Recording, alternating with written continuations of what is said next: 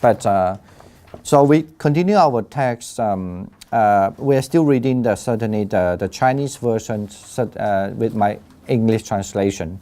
But you're very welcome later to comment with the English, because we need to, it's when I do this, I also ask actually people if they are really, if they're really, I think I left something that comment is really welcome, okay? Anyway, so last time we discussed something, certainly we first just know the discourse was happened in anywhere and whereabout, and then also we discussed also what does it mean, does I have heard or does have I heard, what does it mean, right? And then of course then the discussions goes to from that also even goes to the discussion on something else about the Moggallana, the relationship between the Mahakassapa and then the Ananda and those things. And we also know that this discourse been addressed by the Buddha. So certainly after the Buddha enlightenment, maybe for sure it's almost like more than 12 years, maybe to 20 years. Okay, and then also. Then we also have I think it's important also, more important is about one other thing, what we discussed last time is about what does a one path mean. There's one path, right? And then according to the Pali commentary, the meaning of the one path can be understood in 5 ways, right? So, and however, for some of the scholarly study, and depends on how people, not when they say scholar study, it's not like you just like to think whatever, but they have a proof. And then actually the one path can be understood also like integrate or unified path. So in other words, mean that it looks like the Buddha believed there are so many paths, but there's one path that you can integrate together. So, and this is one of my preference also. However, some people other have a different preference, like for example, like Bhikkhu Bodhi. He prefer the way one path to understand as like mean that leads you to one way, okay? Lead you to one way, of course, the way that to the Nibbana, okay? So that's why it's mean by that one path, okay? But then in the commentary, one path can be understood is one path because it's a path only inclusively for Buddhism, and also the path that one only taught by the Buddha. And there's also other explanation like that leads you to one way and so on. Okay. Now we read the Chinese version first, and the Chinese version when we discuss later, and that when we contemplate when the meditation starts. Actually, this is a very important text in history. Is very important also. That when this text describe that when you have to meditate on with regard to the body, on the body. So, and then the Chinese have put it about 14 steps to go, okay? Actually, compared to the Pali version, later that's what, after when we finish, we're going to read the Pali version. And the Pali version relatively shorter, okay? But the Chinese version have a longer description on this, okay? All right, so let's back to this page 4, that's where we stop. Contemplation of the body, right? So we know that before that there are 4 of the contemplation.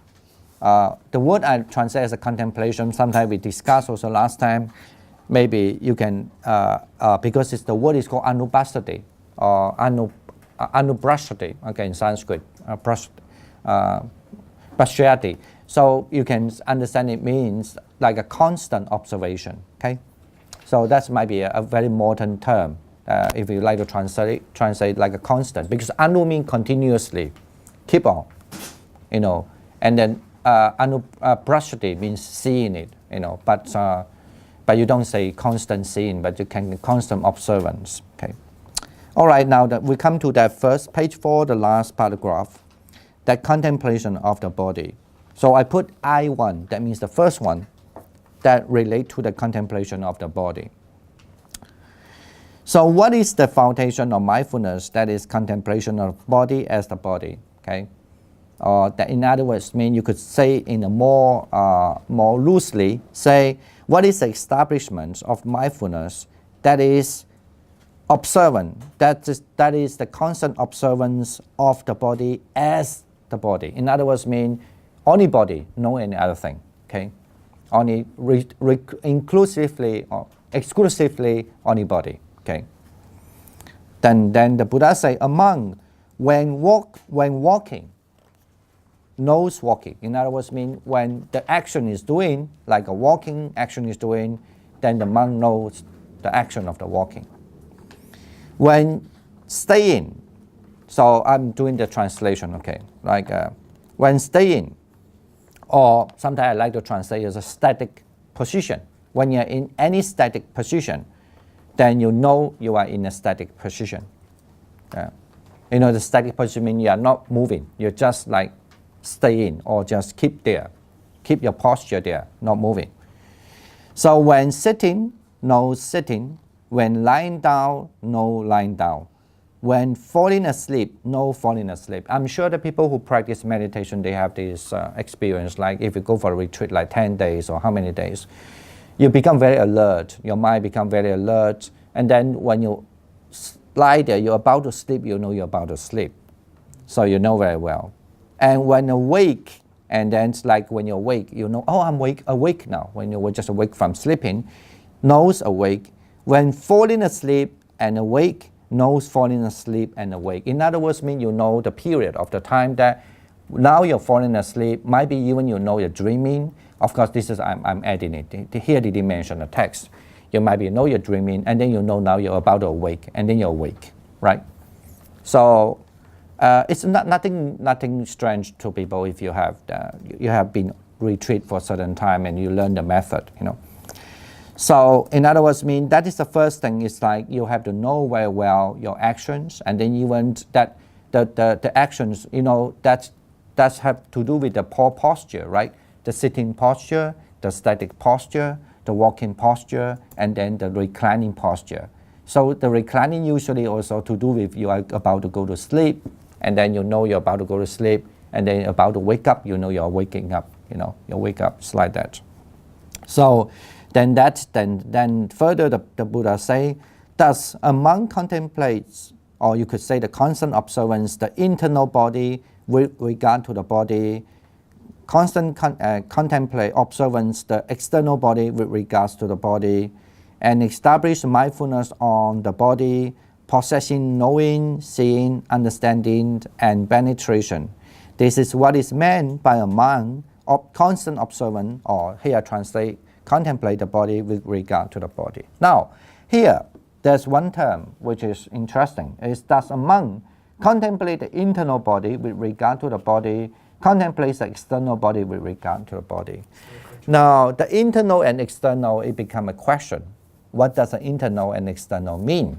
Okay, and of course, different master offer different explanation. Now, before we come to the contemporary master or in this century master way of looking at it, and we just look at the commentary, or what we say the old master, an old day, or maybe even in a Pali commentary, how they understand is internal and external. But when you look at from the Buddhist sources, the internal and external, for sure, I mean from the Pali sources, or for what even the sources from Chinese, that refer to like An Sigao, it's one of the earlier translator. He did translate this, relate to this passage about this practice. You know, the earliest, actually he's an Iranian originally. Really? Yeah, An Sigao is an Iranian. He was a prince in the southeast Iran. But then he didn't want to become a king. Maybe he knew this is a... so then he didn't want to take the succession. So that's why he left his kingship to his uncle. Yeah, his uncle. Anyway, then he is the earlier official record in Buddhism in China. The earliest monk went to Sri Lanka, went to China's Chang'an, And then that's where he teach all the meditation texts. And he's or if you want to say he's an earlier Sravakayana. I don't like to say the word Hinayana, I said that already, right? So he's the earlier one who went to the China and teach the meditation text. So he didn't written down, he teach, and then somebody who's like a translator or somebody, and then have write down the text. So, and according to his also explanation, the external is always refer like a Pali way of understanding and common way of understanding. External refer to the other persons, okay? But of course, if you put this passage here, it's a little strange. People might can give me some feedback or some other opinions. So it's a little strange, It's interesting. It's easier to you when you do the meditation. That you know you're walking, you know you're reclining, you know you're sleeping, right? You know you're about to sleep, about to wake up. But how do you meditate and then to do the same way with the what we call the body, and then for the other persons? I mean, that passage sounds a little strange if you put it here, okay? But is it like seeing suffering or seeing whatever attachment in that other person and reflecting upon it? Or yeah, this is when you say the reflecting upon it is more like the modern interpretation. So when I say modern, meaning contemporary time, they say that you maybe can just almost like you're seeing the other persons, like they're walking, they're sitting, they're reclining, and then they're about to sleep. Say that they sleep, but this passage about to sleep and then also they wake up. You don't find this passage in Pali version, okay? But all this explanation so far is all from the Pali version. I mean, they all only learn the Pali version. So it's fine. Okay, let's say they know they're sitting, reclining. You can see them reclining, sitting, walking, and in an anesthetic position. But if we want to say the Chinese version that when the people falling asleep, you know you're falling asleep. So how do you observe the people about to falling asleep? Okay. But anyway, this is I'm not here to give an answer first. I don't. There's no such thing called one answer. But I just want to say we should keep this in the mind first. But if you ask me now, I would think that sometimes you have to understand the structure of the sutra. I mean, the structure of this is more from the textual study way of understanding. The sutra, it's also the way the sutra in the old days is not like nowadays. You write a passage because you want to write it. It looks beautiful, the language, and it sounds nice. You have to write the structure. You have to write a structure of the sutra that is easier for people to remember. It's for memory's sake, right? So and then and also there has something almost become like a formula that when you contemplate the body, you have to contemplate the body internal and external, and likewise. And that's how you call you're fulfilling the contemplate the body as the body, right? So it become almost like a formula structure, and that's my explanation. I mean that so in some passages you need to know the other very well, but in some not necessarily you have to know it, but then you can just put it, but the structure is still there. So you just keep the structure and keep repeating it. Okay. So the external and internal, is that subject and object also? Is that a reference to? No, yeah. The some contemporary way of understanding is, but as I say, even though they explain it, they only just based on the Pali Sutra, right? Because the Pali Sutra didn't mention about falling asleep, right? And then awake. You know the awake and you're falling asleep, right? Or you're about to falling asleep and then when you're awake. It's much easier to solve the answer by only saying that it is kind of like the external mean you observe yourself. External mean you know the other, but conceptually you know the other are just standing or sitting or reclining. But you can also observe externally like a vision of yourself, seeing yourself. But also internally, as I understand it too here, is that my guts have internal sensations. So I feel the guts I feel my heart. Yeah. I feel the lung expanding. And- So and, internal, and I feel the mouth. No, I know what There's you an mean, internal- but it's not in the text here. Here, it didn't say this. But there is a feeling of my perception of my body as part of the. No, I'm saying that we are talking the text now. Yeah, yeah. The text here in this passage, we didn't say that there's a feeling of the guts and feeling of the liver, for example, or feeling of the heart beating, right? But to me, that's so much part of when I sit, feeling the body. I feel that. No, I It's understand. part of meditation. I understand No, the experience part. Right. We are not talking. I understand the experience part. That later we also had a passage about the body organs. Right. So we understand that experience part. But we're reading a text, right? We have to firstly try to be faithful to the text, and then we cannot explain what the text means. Well, we need to come up in a certain answer. It doesn't mean that your answer is always correct. You need to give me the answer. For example, like if this is an examination, I say, how can you put this external mean the other in this context, right? But my answer could be say, you can put this in other contexts. For example, the later one or this where about this and that. We're going to talk that later.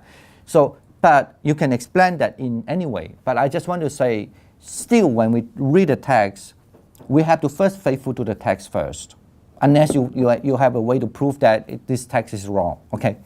But we don't have a way to prove that it's wrong. We only have to faithful to the text. You have to come up with the explanation that, like my explanation is, I said it is very hard from Chinese version.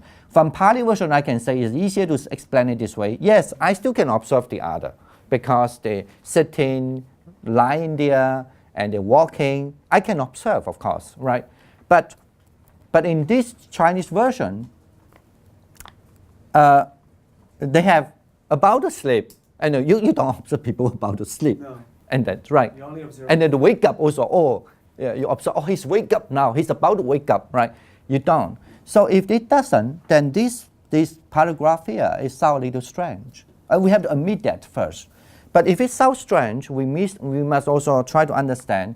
My way of understanding, I would say, I mean, definitely if I put it that on paper, I said it's just a structure, because that all the contemplation of the body and all the contemplation of the Dharma is always referred to internal and external, okay? Now, but of course, if I want to write more, I will let you know later. Because when we finish this, we're going to read something more, okay? Then we'll have more discussion. But first, understand this first. For example, I'll give you one example. Actually, sometime in the Samyutta Nikaya, that means what we call this, the connected discourse in Chinese, or even in Chinese or in Pali, sometimes the Buddha didn't refer to external, only refer to only internal, okay? You get it now? Hello? Yep. So if you look at other sources from the early Buddhist texts, like the connected discourse, so lots of places the Buddha only refer to the internal. That means that you only contemplate yourself.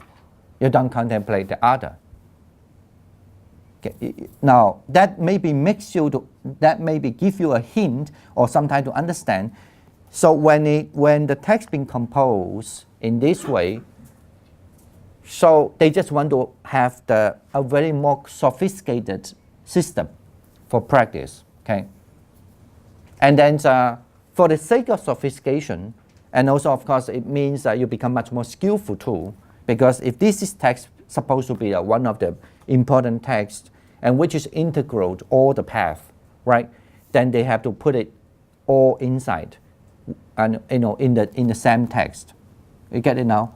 But then if that is the case, then why you still have to put the first one with the external internal, which doesn't sound logical in a way, unless some people can tell me they found out the meditation technique, they do that, okay? So, and then if it doesn't sound logical, my explanation is that external, it just become a formula that every time when you finish that, you recite it, that's how you fulfill in your internal, external, okay? In other words, I could say, you don't necessarily have to practice external for this perspective, okay? For this part, okay, step. It's all right, it's up to discussion later. You can still say another opinions, okay? All right, we go to the second. Then again, a monk contemplates the body with regard to the body. So, and again, how the monk contemplates the body with regard to body. The second, okay. A monk is fully aware, oh sorry, something I forgot to mention, sorry before that. Yeah, okay, let's repeat this and then we'll discuss about what kind of knowledge to establish. The same as the first part, the first contemplation of the body, okay. Say, a monk is fully aware of going out and returning. Okay, this is a big passage in Pali commentary. Okay, in the Pali commentary is a very big passage and they have a long explanation. We were going to discuss it later, but I can give you a little meaning. What does it mean by going out and coming and returning? Because there's a famous saying that the monk, when they have established aware the body, if they are very good, they has to be always, the mindfulness has to be really always good. Even so, somebody carry the mindfulness out when they return, lost the mindfulness. Somebody without going out, without carry the mindfulness, and coming also without carry the mindfulness. We'll give you an example, okay, later. And then someone is when they go out without carrying the mindfulness, but when they returning, carrying the mindfulness, okay, of the body. And the last one is people who carry the mindfulness out and returning with carrying the mindfulness. What does it mean? It means like, if I just put in the first one, say that you didn't practice the later. I'm talking this, the first one. You know very well about your action. Like, if I'm sitting, I know I'm sitting. If I'm walking, I know I'm walking. You know what does it mean? You know walking. You know your footstep, right?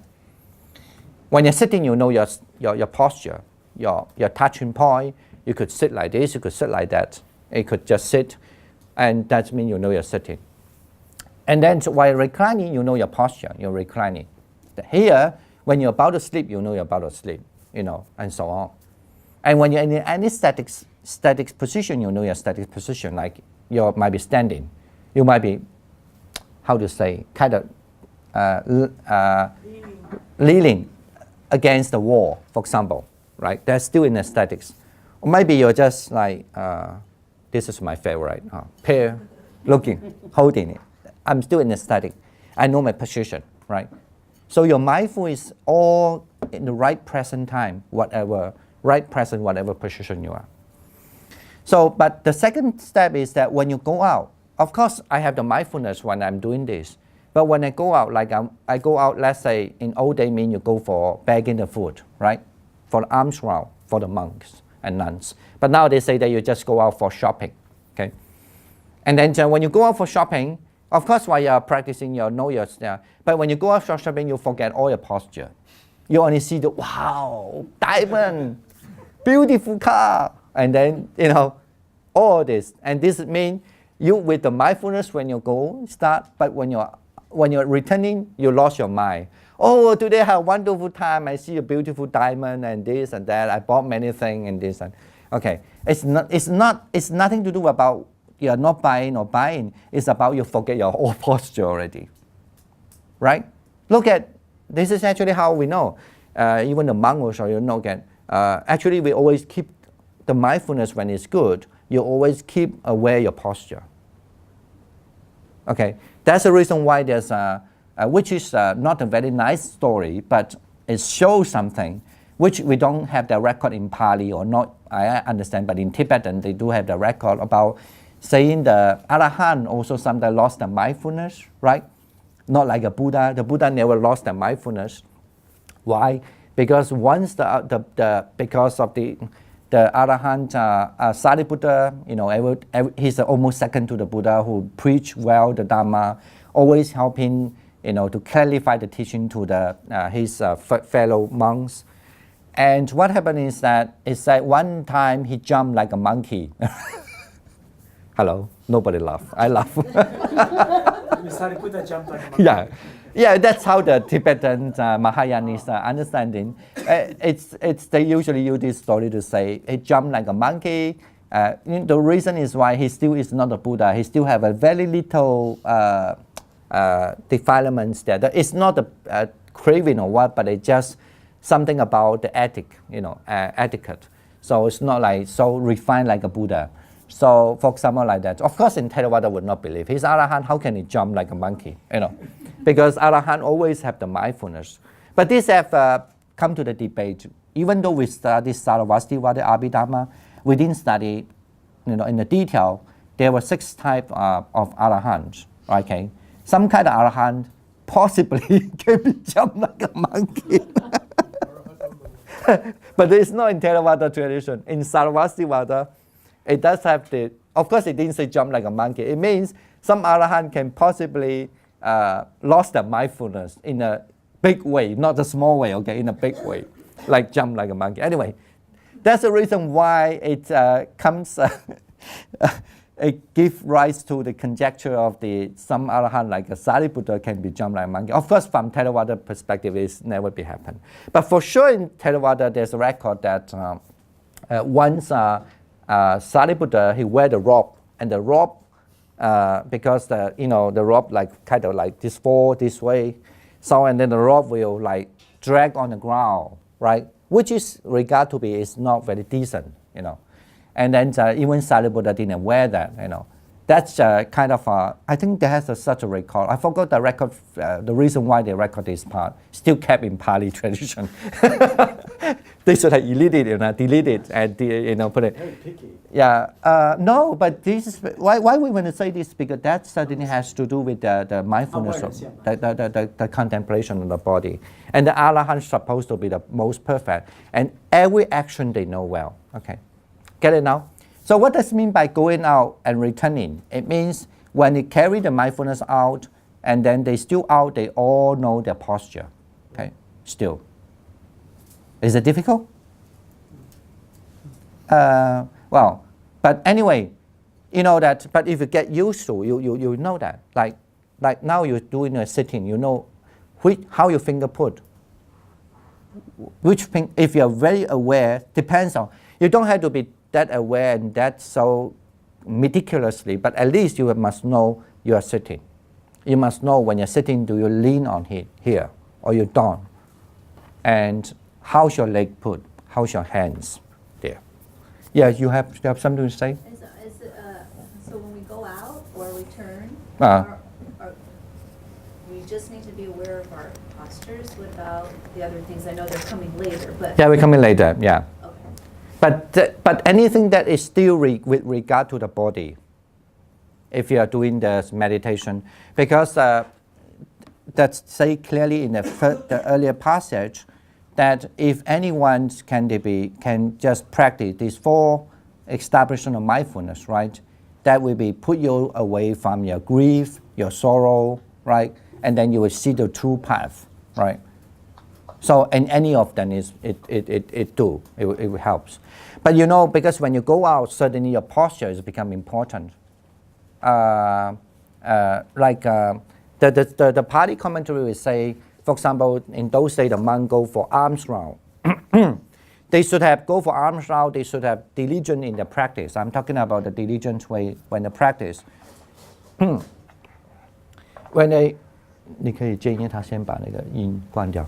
When they practice the diligent, when they keep the diligence of the practice, what happens is that even people talk to them, you don't talk. But it's not like you don't talk. You just say, kind of like hint them, I don't want to talk too much. So, but however, he said very clearly, it's not like you don't talk at all, because if they ask you, monk, what time is it now? Of course, now it's very strange. You ask monk what time is it now, because monks don't wear clocks, especially the Theravada monk. But in those days, it's different, because the monks always know the time. They are the ones who are aware of the time. They don't have clock. They do have something to check what time they should what. So the lay people don't know the time. Okay, that's why they might ask you, monk, what is the time now? So you could tell them, what is the time now? And then you just don't gossiping, not keep on gossip. Oh, how you doing? How's your children's going? Are they happy now? What about your? No, they don't. And then you keep on practice. And it's even some monks, what they do it, actually according to commentary, say that they just put the water on the mouth. So because if you really want to talk, you need to swallow the water. Okay. And that's just to show the diligence. Please don't do that. Okay, next time when you're here and go out shopping in here, they will think you're very aware. Okay.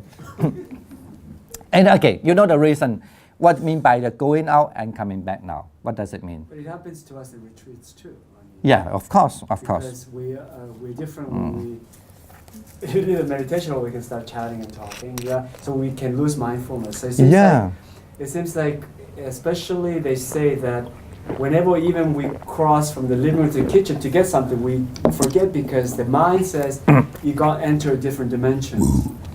So it seems like the brain has switches off. So what the Buddha is saying, you constantly have to be mindful. Yeah. Because you lose your mindfulness and all the different activities. Yeah, I mean, change environment. That's the reason why you if you can still keep on the practice, you feel the difference basically, and you're still able to be solve your defilement problem, right? Because when you have still at least a mindful reaction, so and then you find that actually your mind's calm down, right? Suffer less. Yeah, right. All right. Now we don't have question about. I'm sure you know what I mean by going out with the mindfulness, coming back without mindfulness. What does it mean by going out without mindfulness, coming back with the mindfulness? Because they might not have mindfulness when they go out, but then when they are outside, they know they should establish a mindfulness so that they will not have worries and all these problems. I mean, in the first paragraph we said that, right? So anyway, okay, and that's mean by the going out and returning, well observed and discerning. And the second one, he is fully aware of the bending and stretching. Even when he's bend, he knows it's bending. When he's stretch, he knows it's stretching. Okay, it doesn't mean you're doing yoga. Okay, but it could be related to. I'm sure in India in those days, people still do some stretching thing. You know, it's common, but it's not like nowadays like very commercial. Okay, it's just like, you know, you definitely learn how to stretch your body because you're going to sit long time and this. But then important is not like you feel good. No, it is not about feeling good. It's about you're stretching, you're bending. Get it now? Okay. And then he is also fully aware of the bending and stretching, stooping. The reason why stooping in culture usually you need to stoop. Okay. Even stoop because you are going to toilet. And also sometimes actually there's a way to stoop also when you go to worship the Buddha in a certain culture, not in Sri Lanka, but in Burma. Sometimes when they recite something, the text, they stoop there and recite. But actually also culturally they believe that when stooping, sometimes it's good for health for the stomach. Okay, and that's a lot. Anyway, there's a posture called stooping, and even raising. So that's why the same thing when you do the mindfulness or this. When you're about to sit, you must know you're sitting. You're bending, you're stretching, you're stooping, you are rising. Anything about the posture, motion, all the motion you have to know. And he's serene, and if it's serene and orderly deportment, properly put on his samgati. Of course, samgati is the robe. Okay, according to the monk, we have 3 kind of robes. One robe is put on the shoulder, especially after 4 o'clock, before the dawn. No, is it dawn? I forgot the English. Before night, the dawn. Sunset, before sunset. So that is a regulation. The reason actually nowadays still some monks are very strict for their precepts. They will put that still. But actually it become a formality. In those days why we put this thing, it's because it happened a lot. You have 3 robes and then the robes you put beside, because the robe usually thicker. And during the colder seasons, you can put one more, like a blanket, kind of like that. So, but also you can wear it also. You can because usually the robe is made of double.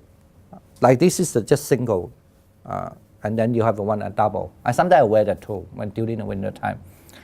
So and then that kind of robe usually is because it's more material there, more heavy, And it happened that when sometimes you do meditation and during the Buddha's time, so the robbery will just take it away. The thief will take it away. And then they feel very sad about that. And they feel cold.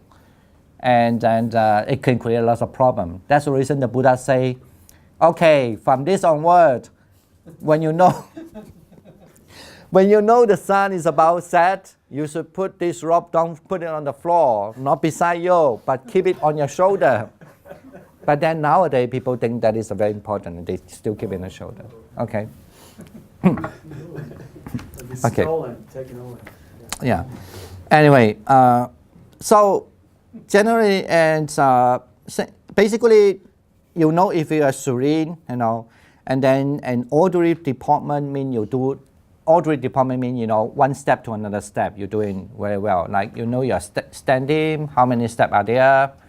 You know, when you take a rope, when you put it up, you don't put it like that, right? Right? You have to be fold the rope and orderly and just keep it nicely, keep it tight, like that, right? Then that's called orderly kind of thing.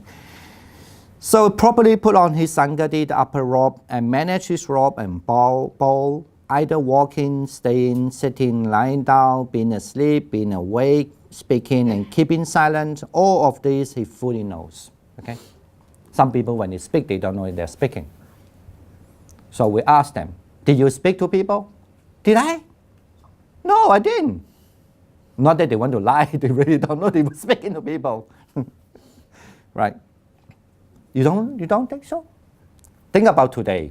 How many times you were speaking to people? How many people you were spoken to?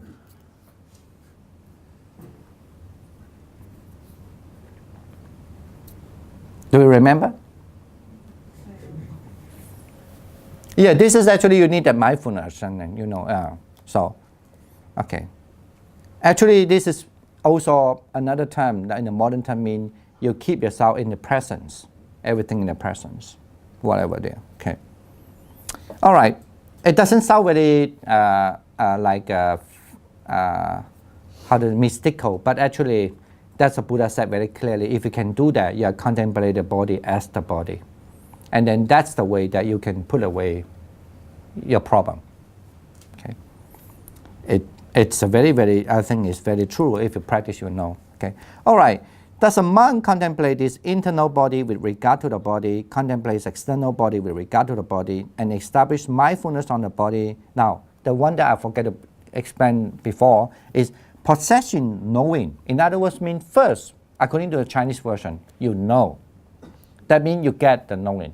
You know the word possession, if anyone who learns Sarvasvata Abhidhamma, remember there's a word called possession, acquisition, and without acquisition, right? So that's how they, according to their Abhidhamma, that means you acquire, you get something that will be always there. It's just a matter whether you switch it on or switch it off in the future, okay? Anyway. In other words, when you have that kind of ability and experience, it's always stay. Okay. Only whether your mindfulness can recall that experience or not. Okay. All right. So possession. So that's why the word possession, knowing, and then you know, and then you see it, and then you understand it, and then the penetration. Of course, the penetration. Usually, the penetration refer to you start to see the impermanence. You know, the selfless, the emptiness, or this, what they call, one more, what did I forget? Oh, all the suffering, yeah. So that, or sometimes usually in Pali called the three signature. The Pali usually say the impermanence, the suffering, and then the selflessness, right? But in the Chinese version, even the Agama always say four, one more. Put one more, it's called emptiness. Okay. Yes? Possessing and knowing. It's like a formula, yes? And It's the five aggregates? No. You see? Wouldn't that be the First, Body. possession, you mean just then you acquire, you gain. Yeah, but possessing, you see, You gain the acquire knowing. the form. No, first you gain the knowing, right? You know you are stretching, bending, right? When you say seeing, it means you really almost like you see it. You know it much more clear. It's just not only knowing. And then when you are meditate longer, you might be understand more about what make it stretch, what make it full, right? It's more like understanding. When you're in the penetrating, usually refer to that you're not just know the stretching. Just say, for normal people, I mean, people when they have no mindfulness, they don't know they have this action. That's the reason why, like a kid, you train them, right? when they feel sleepy, they yawn. They go, right? You ask them, and then and when the people have more mindful, tell them when they yawn, they know their mouth is open, all right? And they know it's not good, let people see, so they hide it, right? So this is kind of like knowing, maybe. When you say that you possess the seeing, it means you really see very clearly your mouth is like yawn, is that you open your mouth, right? Now, but when you say the understanding and the penetrating, it can be interpreted.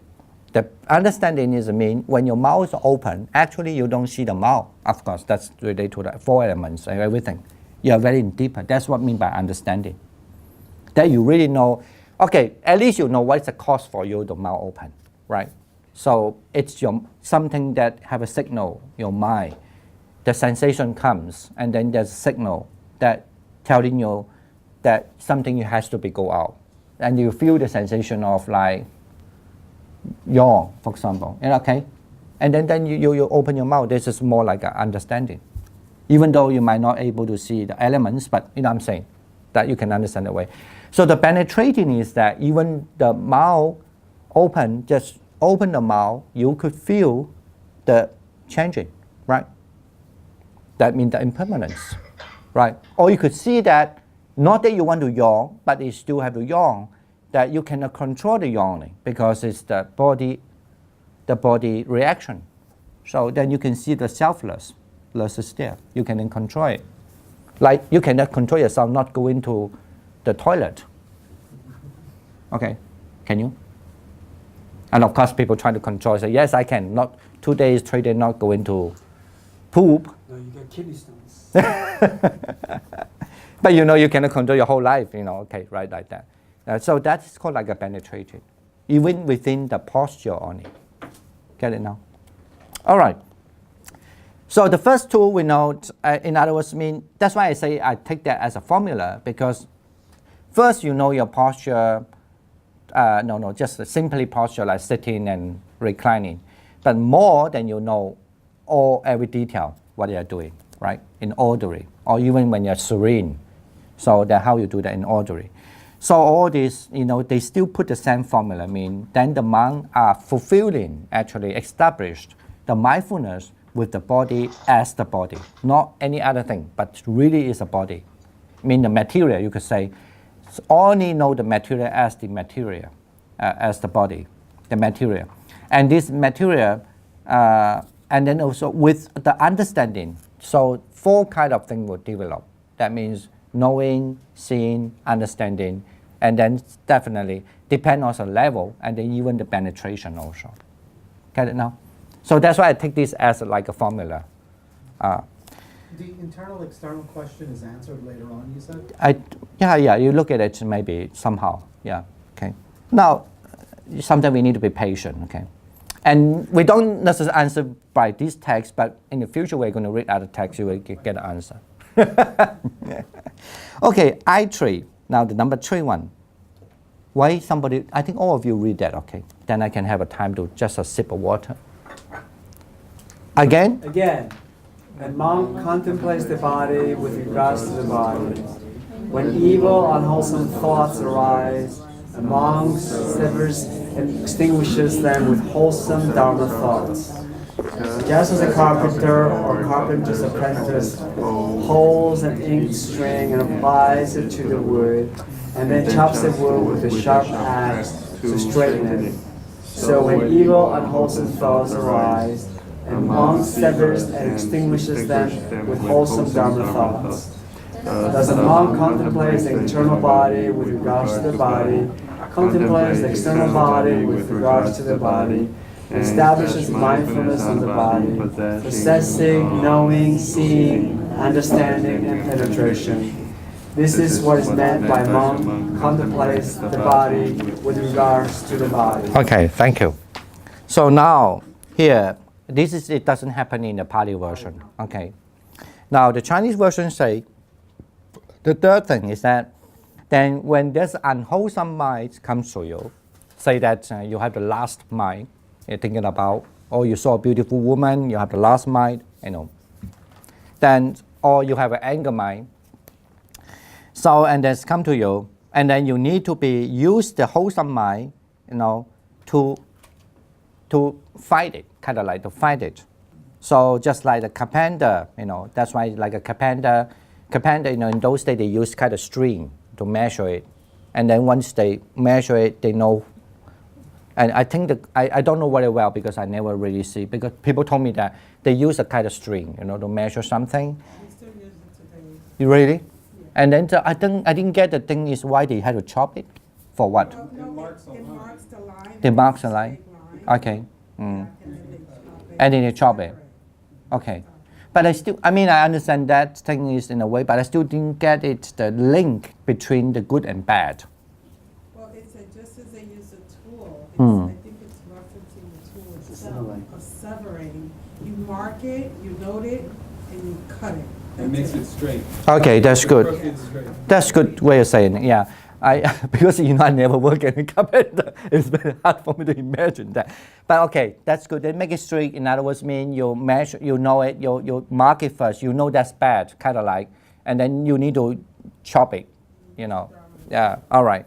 So in other words, means that when there's a bad thought comes, you have to know that's a bad thought, and then and then you need to you have to use a good thought to chop it. So that's a. The string is a mark. The string is the knowing and marking it. Yeah. And the dharma is the. Yeah, like the wholesome one, the good dharma. So that's why then it's like a chop to chop it. So in other words, means like when you have an anger mind, then you need to use the loving kindness mind, or compassionate mind, or joyous mind, or equanimity mind, for example. Or when you have sometimes you lost your faith, right? You can contemplate the Buddha, right? Like then you think about the Buddha, and then your faith with God, it comes. So when you don't get like people, they don't understand, when they meditate, for example, they start to feel, I feel very tired, my body is tired, right? And then they don't like the feeling of tiredness. I mean, if you know the Dharma, that is the dukkha. The tiredness is one of dukkha, because whatever you do, the tiredness comes to you. It's bound to be like that. So you have to accept it, to understand this is the nature, this is how the suffering comes. Here the suffering comes doesn't mean the painful feeling. Just you cannot change that fact, right? So it bound to be like that. When you are overacting, when you're using your body, like walking too much, the tiredness will come. And when you're in one position for so long, the tiredness will come, for example, like that. And then when you understand this is that's how the teaching, the dukkha is, and then it's kind of like having the right contemplate the teachings, right? And then you correct this kind of your mind. That means unwholesome mind, because you think, I'm in the bad, I'm wrong, I didn't do well. Those are the wrong way, right? So like when the people have the last to the woman, say that, of course, like that. When the last comes, also the same thing.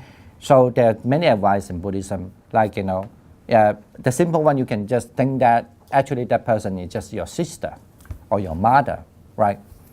And then, so the same thing when you get attracted to the man, you will have to regard them as like your brother, maybe very handsome young guy talk to you, right? And then you just like, this is just like my brother. So then you would not thinking, wow, look at this youth, and so on. And that is the one thing actually that Buddha also advised to Ananda once Ananda asked a question also. And he said, firstly, you just look at it. And the other advice is that everybody have their weak part. Look at the weak part, Maybe he's got beautiful eyes, but he got ugly teeth. So then you just... okay, I should stop here now. But this is also seems like part of the also right effort, right? In some ways. No, it is not the right effort. It's called the four Striving. the four striving force. Yeah, the four striving. Yeah, thank you. The four striving. Yeah. All right. So that's mean by that you need to use a wholesome. But of course, then if you have a teacher, you can ask what is meant by wholesome at that stage.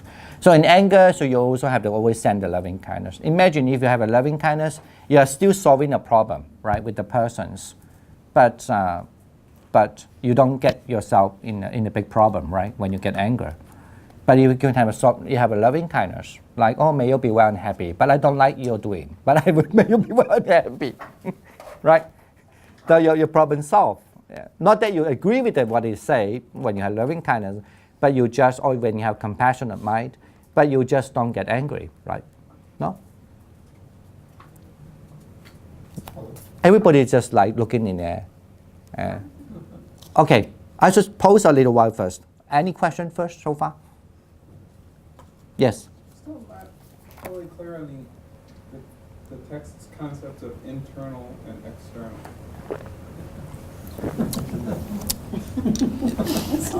Very difficult question. I mean, I know like in many interpretations. But I'm sorry. In the heart of Buddhist meditation, there, he talks about that, and it's the way he described it. I thought it was more like he was saying it's the internal organs and the external, and seeing it in other. No, we are going to see this. We're going to talk that. That is explainable. That I can understand.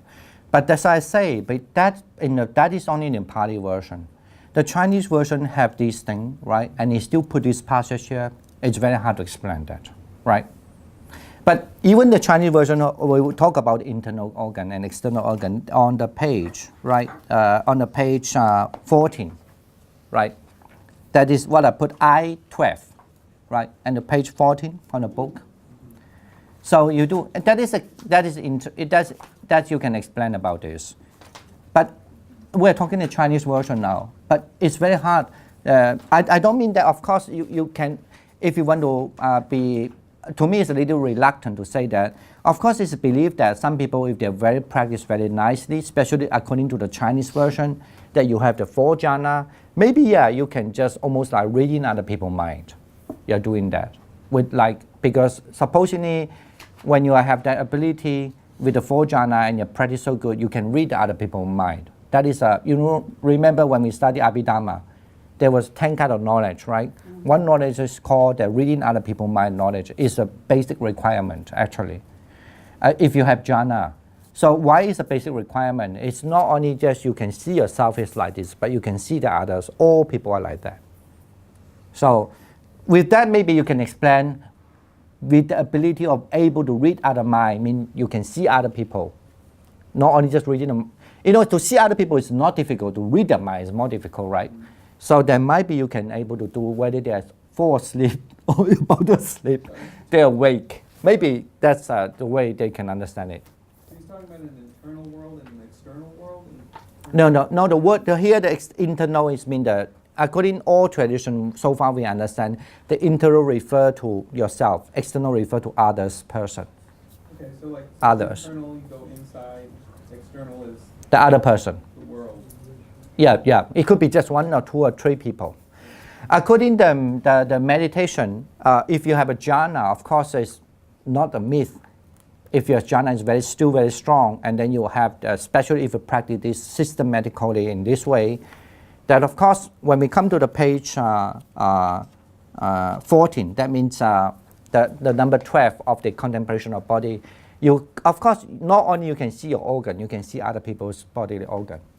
That is nothing myth. It's very, I definitely believe that. I don't have a doubt about this. So it means you definitely can not only see your body organ, but you can see the other person's organ, right?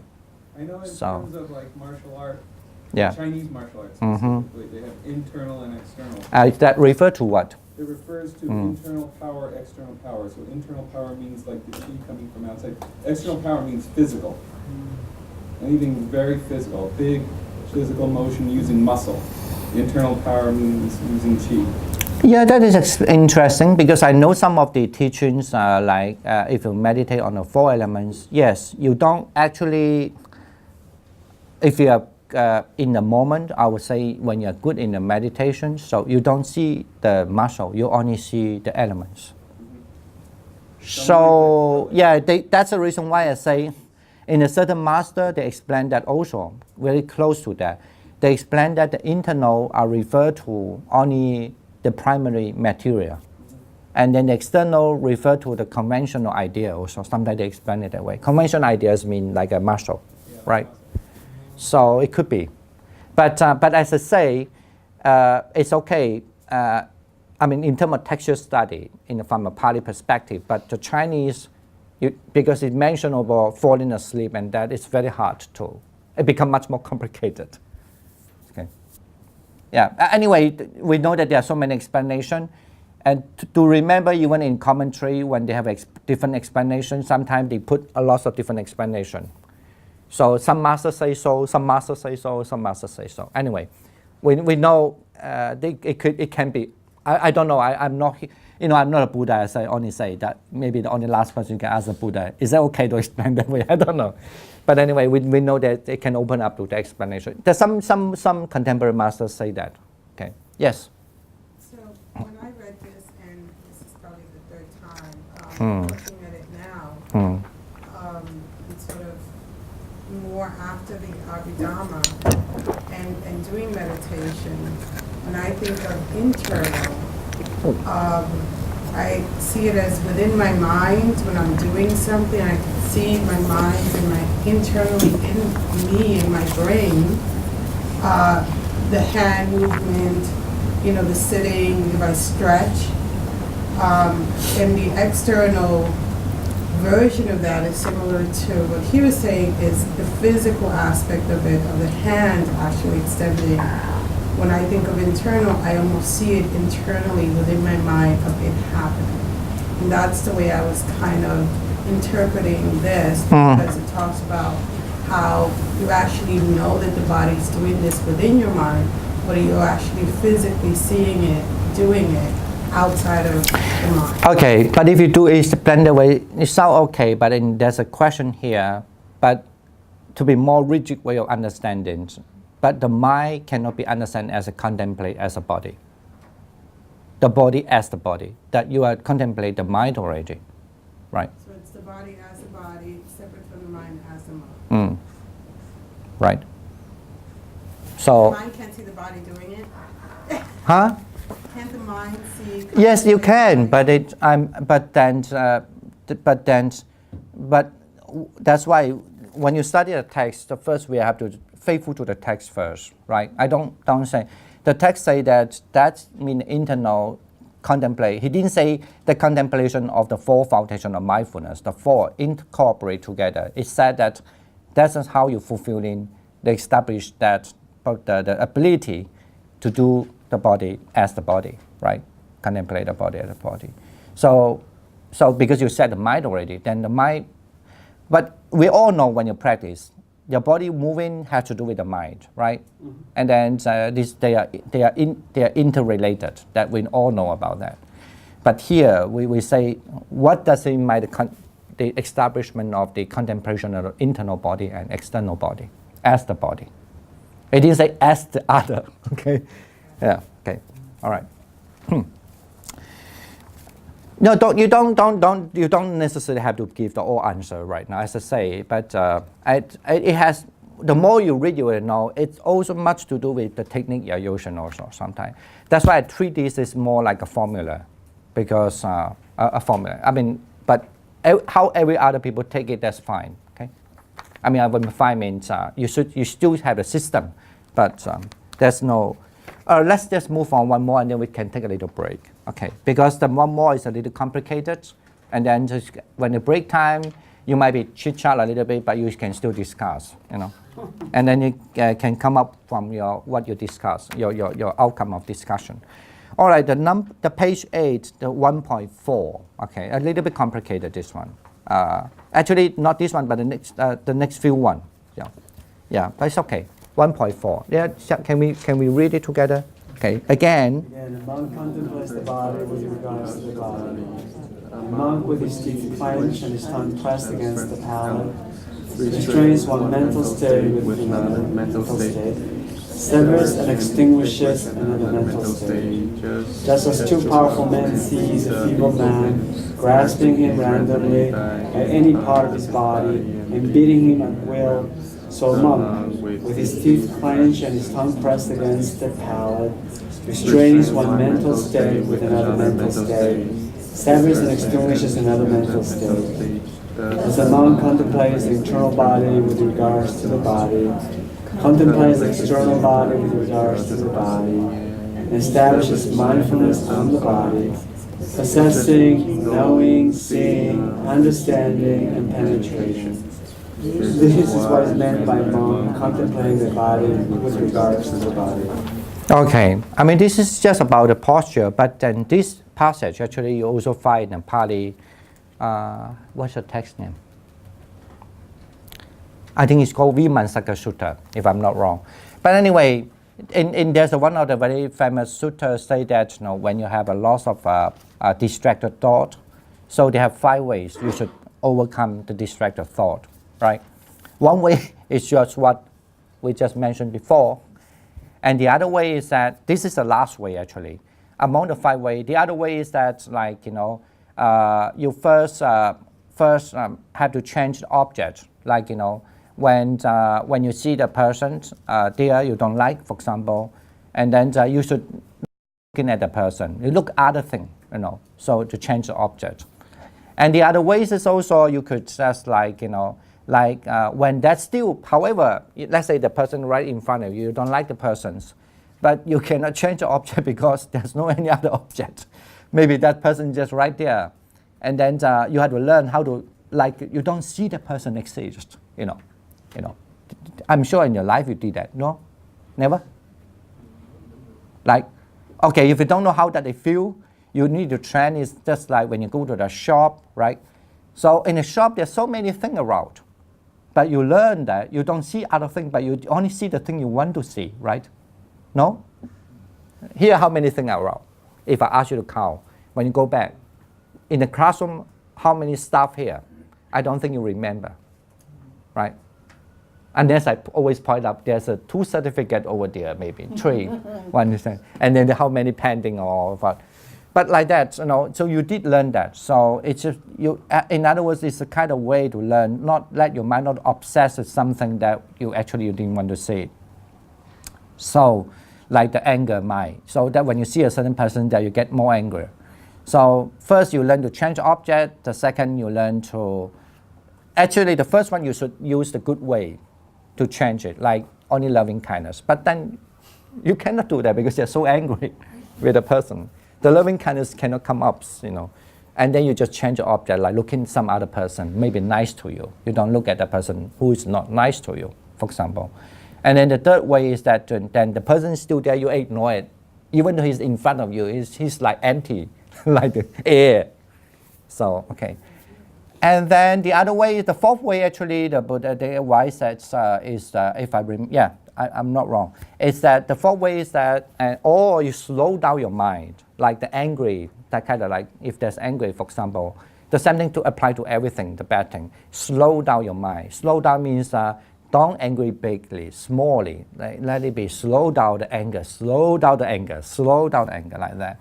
So the simile is just like you need to kind of like you need to walk, right? And then I think it's something like this. Yeah.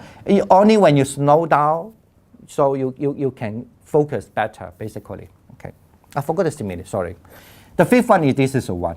Okay. This is the last resort. Yeah, the fifth one is this one. The fifth one is so that then what you have to do, you have to clench your teeth, and then you press your tongue against the palate, and then you have to restrain the mental. In other words, I want to fight. That means I don't want the anger, but I just want to have to fight. Maybe with my loving kindness, maybe with my focus, to fight it. So and then you have to learn how to really bite the teeth and fight, but not with the anger. Okay. So and then somehow, if you have that kind of success, you see the victory. Oh, now that's gone. Maybe okay. That you can. I think to my version, this is my version. To my version is like even if an anger person is there, that people hostile person right in front of you, you can just fight with you're empty. You're not here. You're not here. Now, when that you fight it, it's almost like when you become a strong man. That's why I say you can just pull that person string away like that. And then this is Actually, it's mean. So that is actually itself is interesting. It's a little, I have to say a little bit confusing, but anyway, it's interesting. He take this as that because you beat him it with a good will. So this is also been understood as the contemplation of the body as the body. Okay. Maybe because you are using your muscle, your teeth, your tongue, You want to use your fist. rather than using your fist. And then this is still called the contemplation of body. And the rest one is a breath. We understand why the breath is a body. And then also the next one is about the jhana. But the jhana is interesting in the Chinese. They don't detect the jhana through the mental, but through the body feelings.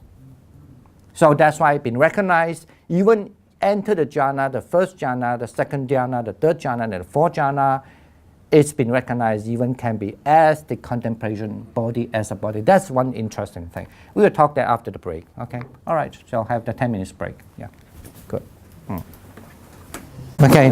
Shall we? But of course, if you don't want to read this, fine. Okay. Don't worry.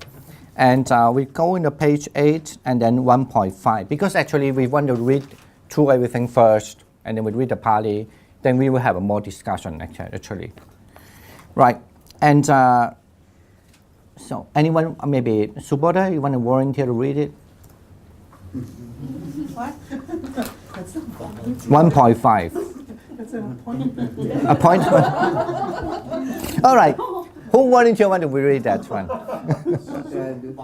He said he will do it, sorry. Yeah, okay. Again, a monk contemplates the body with regards to the body. A monk being mindful of breathing in nose, mindful of breathing in, being mindful of breathing out.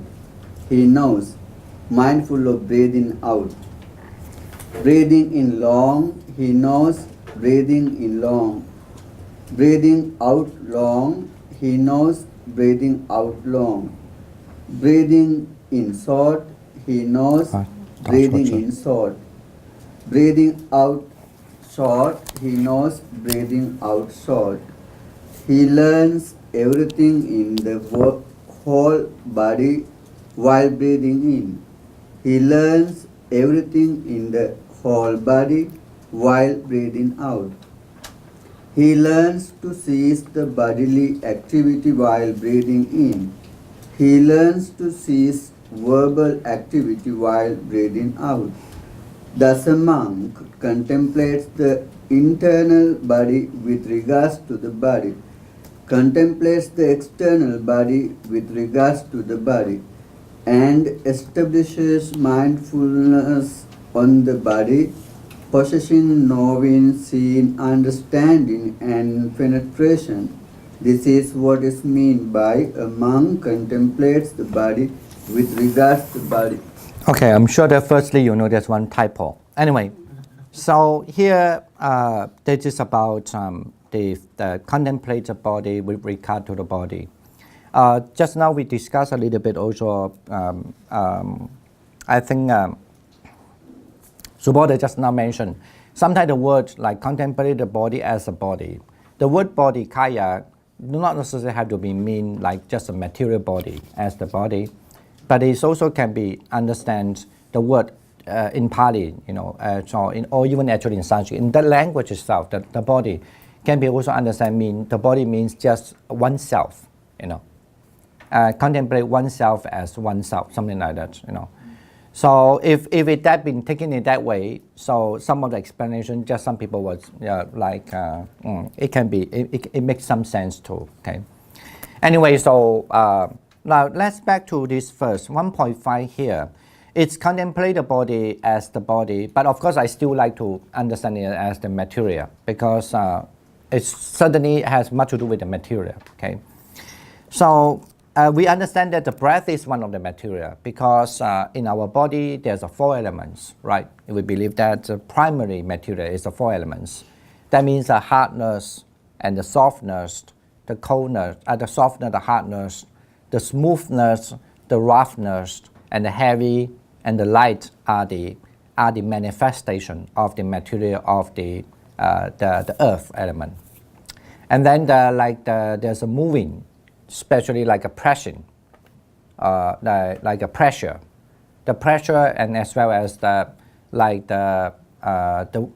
swiftly, mostly like a swiftly moving motion is called this is a manifestation of the wind element, right? And then there's a heat and then the temperature, basically the heat and cold are the manifestation of the fire element. And then what is the last one is the water. But of course in Pali there's a different way of understanding it, common and Abhidhamma. Forget about Abhidhamma at the moment. So and then the water will be understood as like the stickiness, like they will glue together, cohesion. Something glue together, cohesion. Okay, the cohesion as the manifestation of the water element, as well as the not only the cohesion but like something sticky, is also the joining. So like a glue, that is also kind of like it's a water element, even including the water, like. So anyway, but the breath actually is why this breath has to be considered as the body is because it's produced by the material. What is that material? It's very clear. To produce by the material means it's the wind. Okay, because the breath is actually one of the wind element. Okay, you might have the different type of wind element in your body, but the breath is one of them. But which is actually sustain our body according to the old medicine. All right, but here they have mentioned about the 4 step of practicing, which because if those people who practice the mindfulness of breathing about the breath meditation, they know if we go for the step, because the first step, it means the long breath, it's they have a lot of explanation. So some actually disagree with this also. We are going to discuss if there's a time. Like in Sarvastivada system, like the last time we learned Abhidhamma, they disagree that according to Abhidhammika, not the sutra. All sutra mention the long breath as the first one, and then the short breath comes to the next. But actually in the Sarvastivada's Abhidhammika, the Abhidhamma holder, think that we should understand the short breath first and the long breath comes next. Okay, so that's okay. This is not our discussion at the moment. We just know there's some other opinions.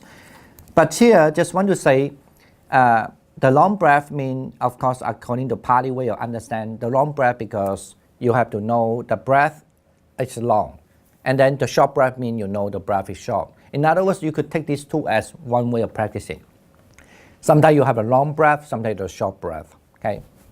However, in other traditions like Yogacara, Bhumi, which is written, said is by Maitreya Buddha, but of course, if you look at it nowadays, we say it's for sure it's written by the Asanga. Okay, and then he would say the long breath means the breath is long, the short breath means the turning of the breath means the short breath. Okay,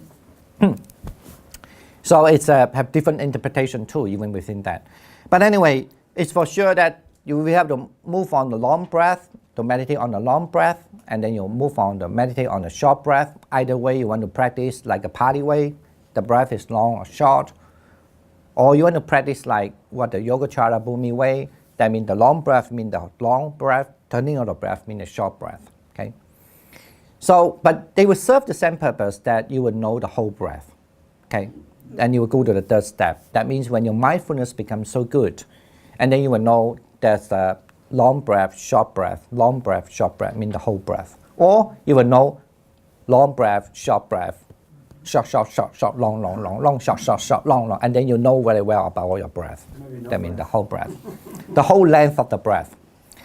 Actually, the whole breath also have so many interpretations, but I don't want to take so much time here. That the important is want to say that when you go to the third step, when you know the whole breath, and then usually your mindfulness, your samadhi, your concentration will be established. That's why we move on to 1.6. Here, it said that the fourth one is that you will know the cease of the breath, the ceasing of the breath. So in other words, depend on what tradition, what kind of teacher are teaching you. So they will teach you after the breath become, say that after the breath is become, say that if you follow the Pali way, the Pali system, that after when you know the whole breath, you start to learn how to calm your breath. The breath becomes subtle and subtle and subtle and subtle, almost like you feel no breath. But of course you still have a breath, but it's just so subtle. You know, like when you see some people, especially the obese people, right? When the heart is not very good, you could see their breathing very, very heavy. But you see, when you see usually a meditator, you almost cannot hear the breath. Because actually this is one of the very easier way to know whether the person is, whether the mind is calm or not. Because you almost cannot hear the breath. But although this is not necessarily all the time like that, but I just want to say in general. So, but in other words, you have to learn, in the fourth step, you have to learn how to calm the breath. When you're able to calm the breath, you find the eye will become more bright, more bright, more bright. That's the traditional Pali way of teaching. And then, and also the sight of the breath will appear. Okay, that's the reason why here only mention 4. They don't go to the 5th one, the 6th one. Because in the meditation of the breath, you can have the 5th step, the 6th step, but he only mentioned 4th step. Because it's almost for sure, if you can meditate on the 4th step, the breath of the sight will appear. Okay? Get it now? Why that matter? It matters because it has to do with the 6 steps. The 6th one, I6, I.6, 1.6. Okay? The jhana? Yeah, the jhana. That's about people enter the samadhi, the jhana, the 1st jhana, the 2nd jhana, the 3rd jhana, the 4th jhana. So, and Discuss 1.5 some more next week, because I have one question on it. Is it okay? what kind? Is that a long question? No, Yeah. it says he learns everything in the whole body while breathing in and breathing out. Can you explain what is meant? You know, when that time. I think that's a very... Okay, now I will let you know. I will let you. The translation of probably can change it in order to make it simple. Actually, you should have a few questions here. One question here, that time translate everything because in the Chinese version, the way they explained the whole body means you have to know the breath in the whole body. Okay. That makes sense. Get it now? But you have to understand, in the Pali version, according to the Pali version, the commentary, or according to the Visuddhimagga, the power of purification, interpret the whole breath means the whole length of the breath. Okay? They're both correct. But it's correct because when you do both that, work. you both work. It works. Because it worked for the 4th step. But that, and then, so to the Pali, and then when you know the whole length of the breath, and then the 4th step, you need to calm or subdue or light of the breath, right? But the Chinese actually version is that you have to know the whole breath in the whole body. And then even up to your pose, you could see the pose breathing. For the breath energy. Okay. This is why I want to just give you this to let you know. In the Chinese, that's why I say translation is always an interpretation. Okay? Yes. Especially in old days, we are not allowed, we don't have the tradition to write notes. Now, of course, I'm sure if anyone now, like old master, I think they know. But they in those days, they have a tradition to write. They don't have the tradition to write notes. They might be explained to the student only. They don't write the notes. If nowadays, last time I read something, about the Xianzhuan. So, and then one of the scholars said, if the Xianzhuan Fa in those days, if they have the tradition to write notes, you might have read more his notes than his translation.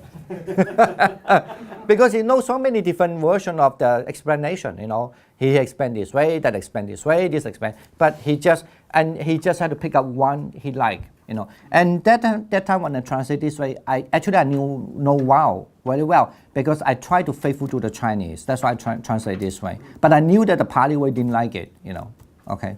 But you also know through Okay. experience. Yeah, I know, but we're talking about a translation. You have to understand. That's why I say, for me, it's very clear. Also, when you see the people translate, especially when you read a lot of text, you know what background it comes from, And the Pali, no, I don't think they would definitely like this at all. But the Chinese always believe that the whole body means the breath in the whole body. I think many Yeah. Theravada monks feel that way too. No, I don't mean they don't feel it. I just say it's just I mean, because, that's how they translate it. yeah, it's become a way. And then the other one we can discuss later, it's that here, one is difficult thing to solve here to say, when you breathe in, you calm the breath. When you breathe out, you calm the mouth. What? You didn't see it? Yeah. Verbal, yes, verbal. This is not in the Pali. And at first, I thought it might be wrong. Might be the mistake of the typo, during the time in Chinese, right? But you have the same statement in other sutta. Or either because they have a typo, or I don't know. And then there's a nun. The monk asked them to explain what does it mean. And then she explained it even though it's not clear to me, but exactly the same statement are there. So that we don't know when this statement is become a formula, almost like when you breathe in, you calm the breath. You breathe out, you calm the mouth. It's like that.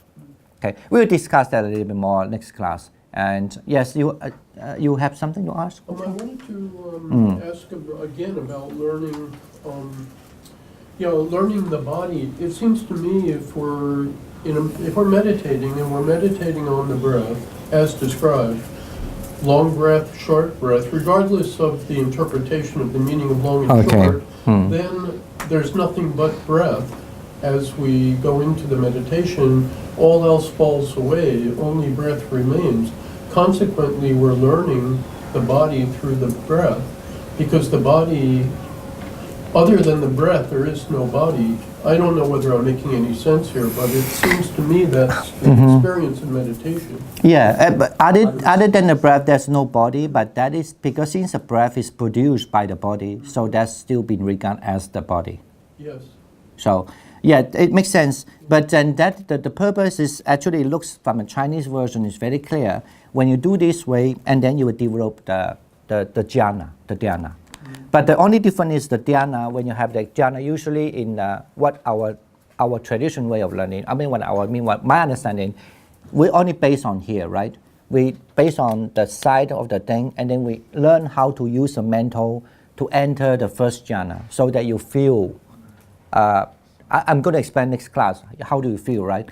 But interesting, this one is not only about the breath, but you have to know about your action, right? He's telling you. So, and it's not only knowing about your action, but you also have to know, even in the jhana, you have to know the body sensation, the body action. So this is only in Chinese, it's not in Pali. Yeah, but this is why I like to read things is controversial, okay? As otherwise it's too boring. When I say controversial, I mean actually it gives you some direction you can practice and see, Let's go into Vipassana, isn't it? Yeah, I think that's what he's trying to say, that that is also contemplation of body, which is never in Pali, never. So, okay. All right, we'll have a next class, right, next week. Next week? So, and we definitely will try to come earlier and hope the traffic is not too bad. But and the other thing is that if you come earlier, you might be going to have a discussion, if a question, that would be good also sometime. And then you might have a little meditation. Okay. Yes? If for some reason class is canceled, is there a way that we would be notified? Yeah, we will send the email off. If you don't have the email list, please let Angelina know. Yeah, you should have the email list. Okay. So we do the transfer marriage. Yeah. So bother. Akasattha ca bhummattha devanaga mahiddhika punyang tang anumoditva cirang rakkantu sasanang cirang rakkantu desanang cirang rakkantu mang parang. Sadhu, sadhu, sadhu.